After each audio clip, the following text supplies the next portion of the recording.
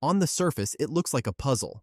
Why would Iran fire missiles and drones at Dubai, a city known for luxury hotels, shopping malls, and super tall skyscrapers? To most people, the UAE appears neutral, prosperous, and far removed from the Middle East's traditional battlefields. But once you look at the military map and the political logic, the answer becomes clear. Iran is not just attacking Dubai, it is attacking the US power base in the Gulf, and Dubai happens to be sitting on top of it. To understand this, we need to start with what happened first. In late February 2026, the United States and Israel launched a joint military operation against Iran, striking multiple locations across the country, including Tehran and other key military sites.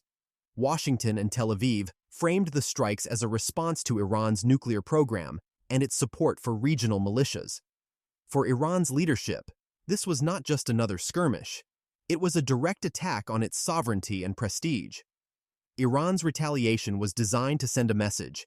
If the United States and Israel are going to strike inside Iran, then Iran will strike back at their military infrastructure in the Gulf.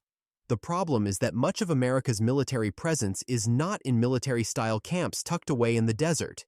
It is embedded in and around some of the most developed cities in the region. The United Arab Emirates, and especially Abu Dhabi and Dubai, host major U.S. bases, logistical hubs, and strategic assets. By targeting the UAE, Iran is indirectly hitting the United States, without having to cross thousands of miles of open sea. The most important U.S. base in the UAE is Al Dhafra Air Base, near Abu Dhabi. This base is home to thousands of U.S. troops and serves as a launchpad for American air power across the Middle East. From Al Dhafra, the U.S. runs surveillance flights, drone operations, and air support missions in multiple countries. It is also a key node for rapid response in case of a wider conflict.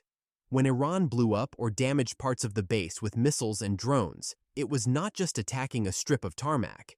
It was attacking the backbone of American military reach in the Gulf. But why did the war then spread to Dubai?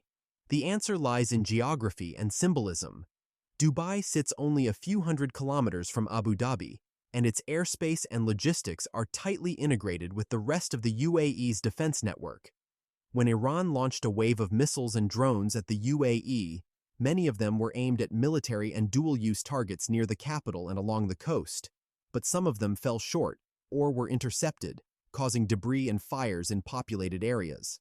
That is why residents in Dubai heard explosions, saw smoke over Palm Jumeirah, and watched the Burj Khalifa being evacuated. From Iran's perspective, hitting Dubai also carries a psychological and economic punch.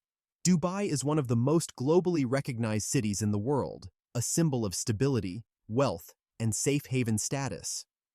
By proving that war can reach the UAE's skyline, Iran is signaling to the Gulf states that no amount of money or modern infrastructure can fully shield them from regional conflict. At the same time, Riyadh, Doha, and Manama are watching closely, knowing that if Iran can shake Dubai, it can also threaten their own cities and ports. Beyond the UAE, Iran has also targeted other U.S. partners in the Gulf, including bases in Saudi Arabia, Qatar, and Bahrain. These are not random attacks. They follow a pattern. Iran's strategy is to make the cost of hosting U.S. bases so high that Gulf governments may start questioning whether the alliance is still worth it.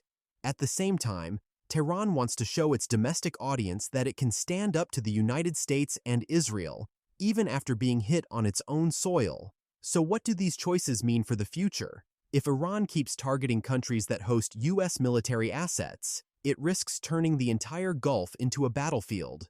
The UAE, Saudi Arabia, and Qatar may respond with their own military or diplomatic moves, either alone or in coordination with Washington and Tel Aviv. On the other side, the United States and Israel will have to decide whether escalating further, possibly striking more Iranian targets, will deter Tehran or simply fuel a longer, more destructive war. In the short term, Dubai remains both a symbol of resilience and a warning. The fact that the city can be shaken by explosions and missile debris shows that no part of the Gulf is truly insulated from the Iran-Israel-US conflict. For governments, the question is not only about winning or losing a battle, but about how much economic pain, how many civilian risks, and how much regional instability they are willing to accept. For ordinary people, it means that a war that started in far-off deserts is now touching some of the world's most glittering skylines, and the decisions made in the coming weeks will decide whether this crisis slow